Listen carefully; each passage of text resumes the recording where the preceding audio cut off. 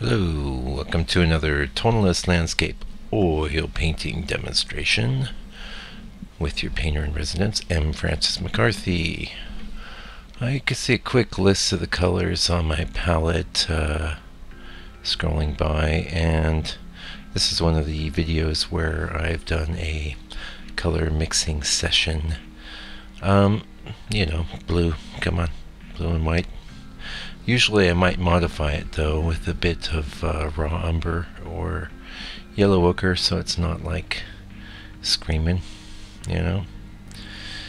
Yeah, and then I'm modulating into grays, warm grays, using a lot of times I'll mix orange into some blue, and that gives you a warm, interesting gray. Another real given in the sky is yellow ochre. That's a perfect color for skies because it works against the blue. It does have a tendency to maybe go a little green, and that's one of the reasons that I'll throw the orange in the mix. Bottom row, so is the land. So we start with a black on the end, don't have to mix that. And usually a dark green, maybe a dark reddish color. I like to throw a lot of reds in the greens. I've talked about that quite a lot. And in fact, you can see my green progression. All the greens, of course, building off of Mike's green, which is a mix of black and yellow. And looks like I'm getting close to done here. Maybe I have some lighter colors in the landscape. Maybe I'll do gray. Nope, that was it. So that gives you kind of a picture of my basic approach to the colors. These colors will be modified one way or another with that same basic palette. So anyway, I had a request via email to give some information on the color mixing. I can't say I'll do that all the time, but because it'll get redundant, let's face it.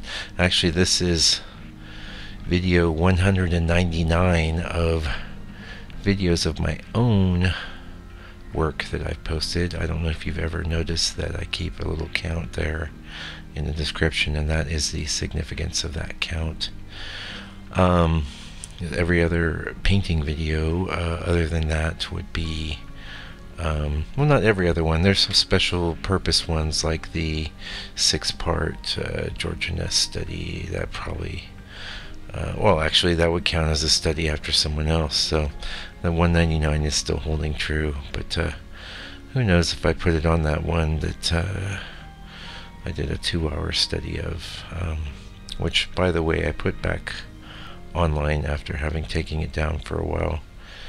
Yeah, what can I say? It's up. So if you were into that, you can find it. Pardon me. Oh, feeling a little bit of allergies here, so if I sniffle, I know it's annoying. Please pardon me. Same goes for ums and ahs and all that, but all I can say in my defense is that I do this live and unscripted, so you got to buy some time to think, and I wasn't professionally trained. I think what those guys do is like they train you just to go silent. You know, it makes you seem thoughtful, and it's a lot better than Anyway, this painting, I should tell you, is called By the Pond. It's a 5x10. I painted it about 2-3 weeks ago now, and one of the recent 5x10s I've done. I think it was the last one I did, and interestingly, this reference I've had around for who knows, 10, 12 years, something like that. Didn't lend itself to any other format very well, and I think that this painting works pretty well. It's not the most standout composition I've ever done, but I do think it's an effective composition. I think it does work, and I basically like the painting.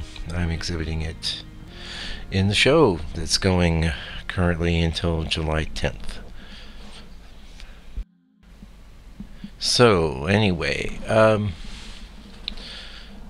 what's going on in the studio? Well, today, first off, is Thursday, June 28th, and we are past the beginning of winter here, so all of our days are going to get gradually longer, while yours get gradually shorter.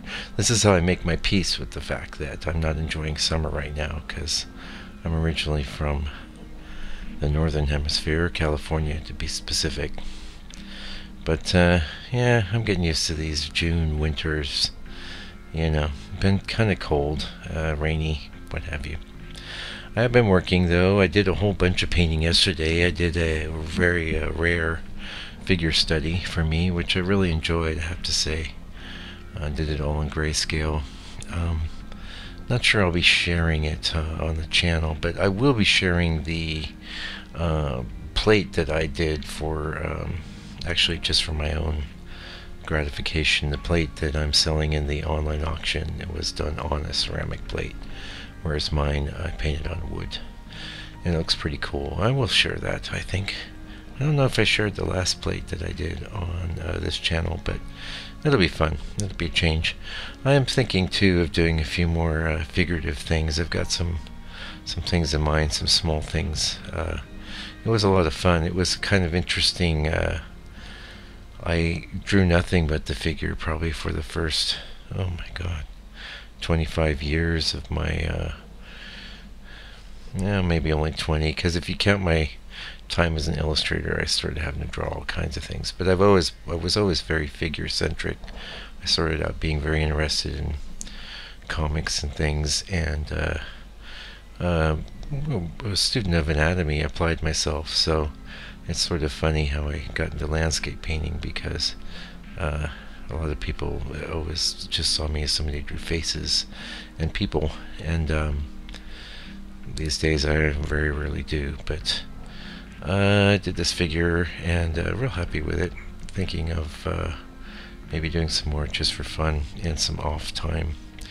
The thing is with the off time is it really off time, or is it time I could spend doing another painting, of a landscape? So,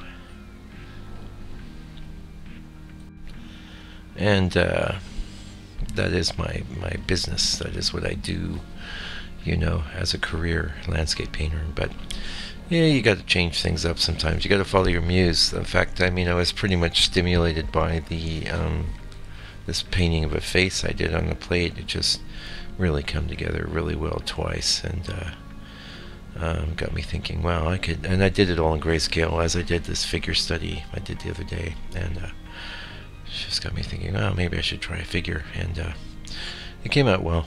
Yeah. So I might be doing some of that here. We'll see.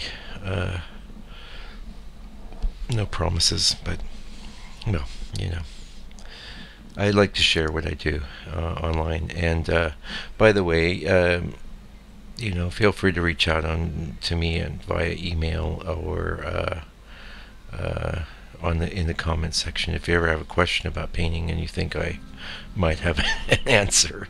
Not saying I'm any kind of expert. But I know how to put things together. I've done a heck of a lot of painting, and so I certainly have opinions and views about it, and a certain level of competency anyway. So also in the studio I've been doing some more redos, and some of these are really old. They're like from 2013 and stuff, and on this slicker board surface that I used to work on, and that is not as pleasant for redoing as the textured surfaces, because it's kind of got a glossy, slick feel and things aren't really sticking to it. So the one I did today, I don't know how good it was. The two I did yesterday, though, I took them from decent paintings into much, much better paintings, which is the whole idea behind redoing. And if you're asking my opinion on that, as far as your work, I don't know. I'd have to see your work, but just speaking in general, you want to keep your best work from every stage of your artistic career intact. You don't want to keep picking at it.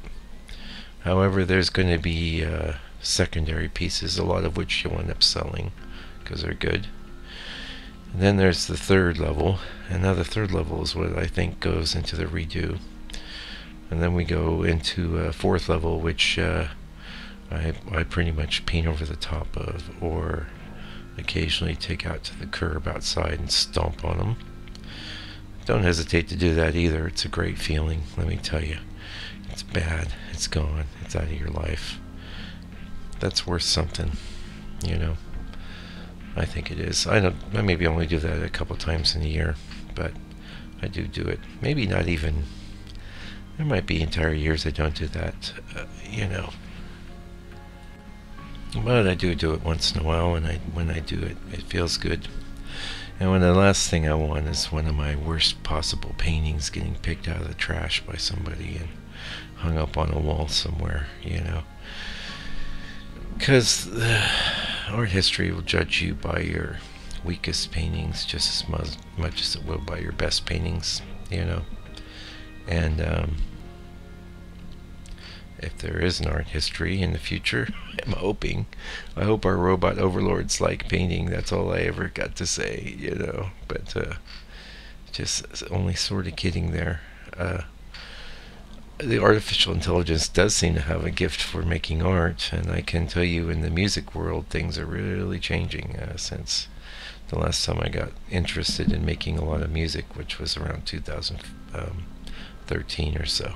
But anyway, we're getting close to the end here. Thank you for joining me today. New subscribers, thanks for joining this channel. Really appreciate it. Old subscribers, thank you so much for sticking around and digging the content. I'll be back real soon with another video. Meanwhile, please take good care and stay out of trouble.